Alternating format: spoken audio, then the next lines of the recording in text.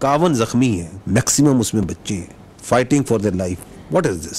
This is the real face of fitna al-Hindustan. This is the real face of that epicenter of destabilization in the region, that is India, who is prosecuting, is planning it, instructing it. Pakistani Balochistan के Bloch भी पूछ रहे हैं क्या इसका ताल्लुक है इस दहशतगर्दी का बलोचियत से।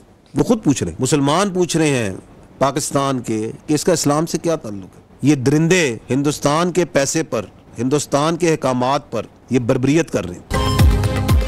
भारत 20 बरस से पाकिस्तान में दहशतगर्दी में मुलव्विस, पाकिस्तान ने नाकाबिले तर्दीद शवाहिद दुनिया के सामने रख दिए। खुजार स्कूल बस हमले में फितना हिंदुस्तान का हाथ है। खुजार हमले में 51 अफराद जख्मी हुए, ज्यादातर बच्चे हैं। जख्मी बच्चे जिंदगी और मौत की जंग लड़ रहे हैं। बच्चों पर हमला फितना हिंदुस्तान का मकरूह तरीन चेहरा है। भारत दहशतगर्दों को जदीद तरीन हथियार और फंड्स फराहम करता है। फितना खवारिज और फितना हिंदुस्तान का ताल्लुक भारतीय आकाओं से है। भारतीय स्पॉन्सर्ड दहशतगर्द जानबूझकर सिविलियंस को निशाना बना रहे हैं। खुजार हमले में मुलव्विस दहशतगर्द अनासर को कैफरे किरदार तक पहुंचा कर रहेंगे। DGISPR की press conference. Lieutenant general Ahmed Sharif Chaudhry ने कहा माहिर बलोच का असल चेहरा भी दुनिया के सामने आ गया। वो दहशतगर्दों की प्रॉक्सी है। हलाक दहशतगर्दों में आधे मिसिंग पर्सनस निकलते हैं। 11 लाख भारतीय आर्मी हमें नहीं हरा सकी तो ये मुट्ठी भर दहशतगर्द हमें कैसे हरा सकते हैं। भारत ने एक जाहिरियत का नतीजा देख लिया। हमले का दोबारा शौक है तो आए, हम तैयार हैं।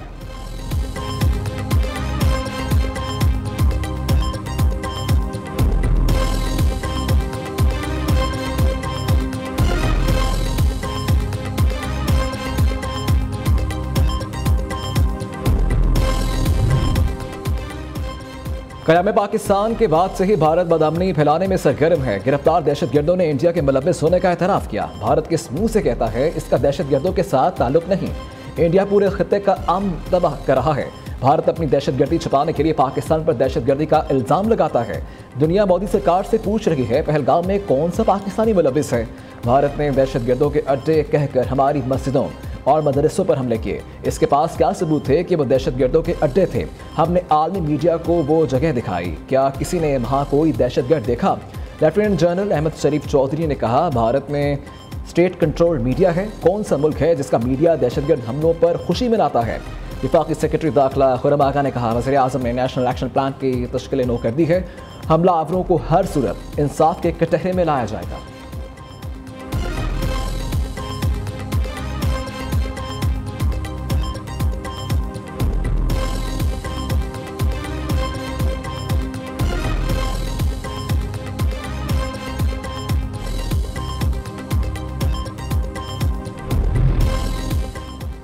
खुजार में स्कूल बस हमले का एक और जख्मी तालिब इल्म चल बसा। हमले में शहीद होने वाले तलबा और तालिबात की तादाद 5 हो गई। शहदा की तादाद 7 हो गई।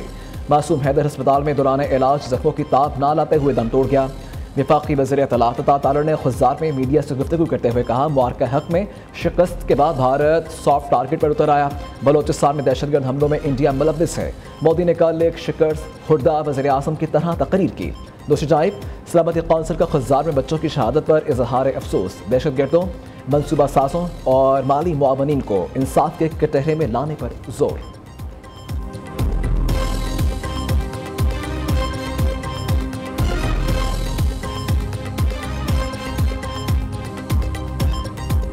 दस मई को जो अफवाज पाकिस्तान ने अपनी बेहतरीन हिकमत अमली और दिलेरी के साथ हिंदुस्तान को जो शिकस्त फाश दी है वो अल्लाह ताला का ख़ास इनाम और उसकी कमाल मेहरबानी है।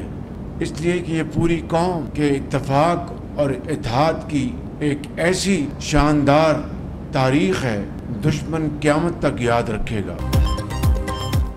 जारहियत पर दुश्मन को दिया गया जवाब वो क़यामत तक याद रखेगा। भारत को शिकस्त देना अल्लाह ताला का खास इनाम है। भारत के खिलाफ फतह पर पूरी कौम के इत्तफाक और इत्तेहाद की बदौलत मुमकिन हुई।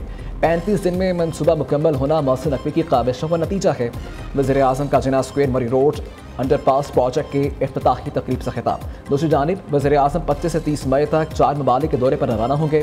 तर्जुमान दफ्तर खैरजा के मुताबिक वज़ीर आज़म तुर्की, ईरान, अज़रबैजान और ताजिकिस्तान का दौरा करेंगे।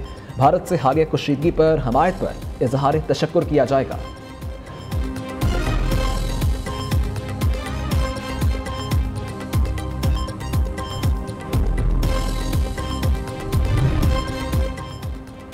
मोदी के पाकिस्तान मुखालिफ बेबुनियाद प्रोपेगेंडे के बेखनी का मिशन। वज़ीर-ए-आज़म शहबाज शरीफ से chairman Peoples Party Bilawal Bhutto की मुलाकात।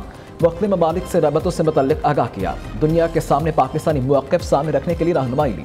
बिलावल भुट्टो ने कौमी सफारती काम से मुतल्लिक़ एतमाद करने पर वज़ीर-ए-आज़म का शुक्रिया अदा किया। बिलावल भुट्टो अमरीकी नाज़िमुल उमूर नैटली बेकर की मुलाकात हुई। नैटली बेकर ने बिलावल भुट्टो का पाक भारत कशीदगी पर मौक़िफ़ काबिल तहसीन करार दिया।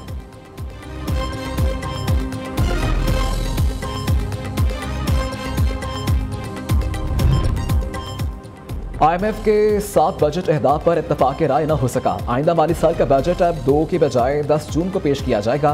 इक़्तिसादी सर्वे 9 जून को पेश किया जाएगा। तर्जुमान वज़ारत ख़ज़ाना ने तस्दीक कर दी। IMF ने तनख्वाहदार तबके को रिलीफ हुकूमती अखराजात में कमी से मशरूत कर दिया। बजट में तनख्वाहों और पेंशन में इजाफा न होने के बराबर होगा। टैक्स वसूली का हदफ भी हुकूमती अखराजात में कमी से मशरूत कर दिया। IMF के साथ बजट पर मुज़ाकरात आइंदा हफ्ते भी जारी रहेंगे।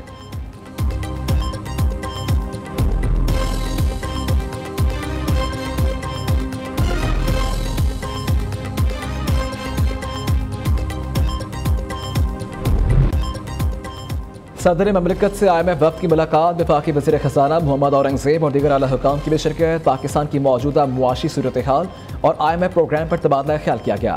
सदर जरदारी ने कहा IMF प्रोग्राम से तरक्की की राहें खुलेंगी। महंगाई, ज़िला मुबादला के ज़खायर और मालियाती खसारे में बेहतरी आएगी।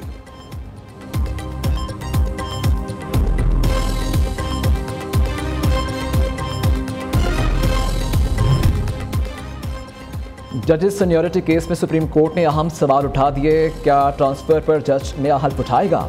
जजेस का तबादला सदर ममलिकत का आईनी इख्तियार है। सदर ममलिकत को तबादले के लिए कोई कैसे मजबूर कर सकता है? जस्टिस मोहम्मद अली मसर के रिमार्क्स। जस्टिस नईम अख्तर अफगान ने कहा कि अगर आर्टिकल 200 के तहत मुस्तकिल जज तैनात हो सकता है तो जुडिशल कमीशन का किरदार गैर मुअस्सर हो जाएगा। जस्टिस सलाहुद्दीन ने रिमार्क्स दिए कि आइन में कहीं नहीं लिखा ट्रांसफर महदूद वक्त के लिए होगा। जस्टिस शकील अहमद ने कहा सवाल ये भी है कि सीनियरिटी कहाँ से शुमार होगी। आइंदा समाअत 26 मई को होगी।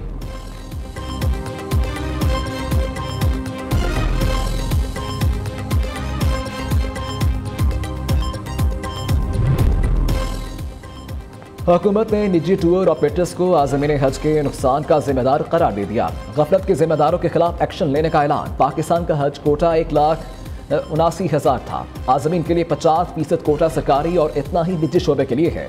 वज़ीर मजहबी अमूर सरदार मोहम्मद यूसुफ की प्रेस कॉन्फ्रेंस। कहते हैं सऊदी हुकूमत से बात करके तारीख बढ़ाई। प्राइवेट टूर ऑपरेटर्स ने सिर्फ 10,000 मजीद आज़मीन की रकम जमा करवाई।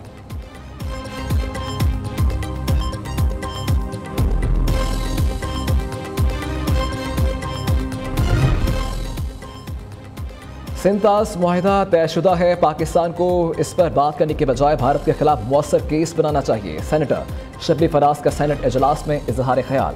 सेनेटर अली जफर ने कहा कानूनी तौर पर भारत सिंतास मुआहिदा मुअत्तल नहीं कर सकता। भारत का असल चेहरा दिखाने का आइडियल मौका है। सेनेटर इरफान सदीकी का कानूनी और सियासी नुकात बयान करने पर अली जफर को खराज तहसीन।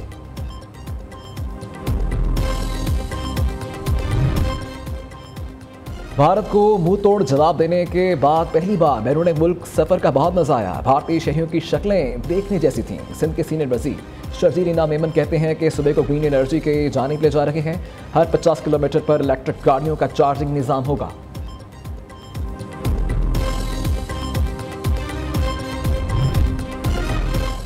भारतीय तैयारों के लिए पाकिस्तानी फ़िज़ाई हदूद की बंदिश 24 जून तक बढ़ा दी गई। इंडियन एयरलाइंस की कोई भी प्रवास पाकिस्तानी फ़िज़ाई हदूद इस्तेमाल नहीं कर सकेगी। भारतीय रजिस्टर्ड ऑपरेटेड मलकियत या लीज पर लिए गए तमाम तैयारों पर पाबंदी होगी।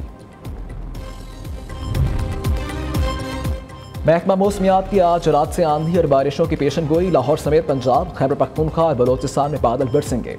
आज़ाद कश्मीर में भी बारिश और याला मुतवक्किल।